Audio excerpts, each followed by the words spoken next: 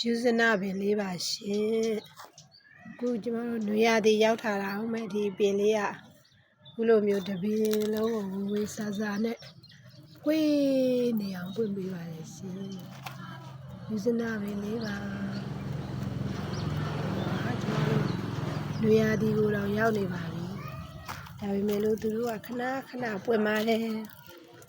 နွေကိုအန်တုပြီးနဲ့ပွင့်တဲ့ပင်လေးပါရှင်ယူဇနာပင်လေးပါယူဇနာဒီမှာဆိုရင်ဒီမှာအဖူးလေးတွေထပ်ပွင့်အောင်ပါသူကအလိုပါသူ့ရဲ့ပင်စီလေးကဒီမှာပါရှင်ပုံစံနှုံးလေးတွေကတော့အဖူးလန်းကိုကာကွယ်လို့ရအောင်လို့ပါအရွက်ချောက်ကလေးတွေကတော့မကြီးပင်တမာပင်နဲ့ကတ်နေရဆိုတော့တမာပင်ကကျွေတဲ့အရွက်တွေပါရှင်ဒါယူဇနာပင်လေးပါပွင့်နေတာပါအများကြီးပါပဲရှင်ယူဇနာပင်လေးပါရှင်ယူဇနာပင်လေးပါဒီကတော့နှစ်စဉ်လောင်းပေးရပါတယ်ရှင်သူကရေချိုပိုးပြီးတော့စိုက်ပါတယ်ဒါယူဇနာပင်လေးပါတပင်လုံးကိုဝေးစားနေရပါပဲပွင့်နေတာပါယူဇနာပင်လေးတွေဖြစ်ပါတယ်ရှင်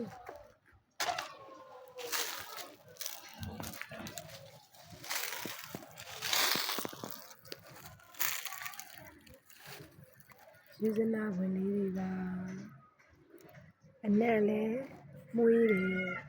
အပွင့်လေးရလည်းလှတယ်အနံ့လည်းမွေးအပွင့်လည်းလှတယ်ပင်လေးပါရှင်အစင်းရောရနံ့ရောပါကျွေးသွားတဲ့ပင်လေးပါသူ့ရဲ့ပင်လေးတွေတခုရှိတာသူ့မတို့စံစည်းရီကိုလေစံစည်းရီရက်ချွတ်အကြီးကိုလောင်းပေးပါတယ်အဲ့ဒီစံစည်းရီကပို့ပြီးတော့ပွင့်စေတယ်နောက်တစ်ခါအမွှေးရနံ့ကိုလည်းပို့ပြီးတော့တင်းပြန့်စေတယ်လို့ကျမလေ့လာဖို့ပါတယ်ရှင်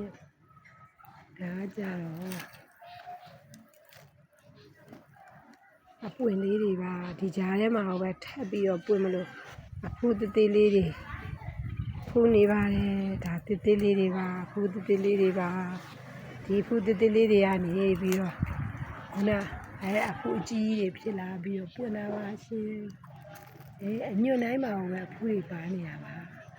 ဒီချိန်မှာသူကအပင်နဲ့ကြီးထွားတယ်လို့ပွင့်နေပွင့်ပေးပါတယ်ပွင့်နေရများပြီးတော့ချို့ပါရှင်ယူဇနာပင်လေးပါယူဇနာပင်လေးပါရှင်ယူဇနာပင်လေးပါမင်းလည်းခွေးစွတ်နေရတယ်ရမ်းချစ်ဖို့ကောင်းတဲ့ပင်လေးပါရှင်အားလုံးကိုကျေးဇူးတင်ပါတယ်ရှင်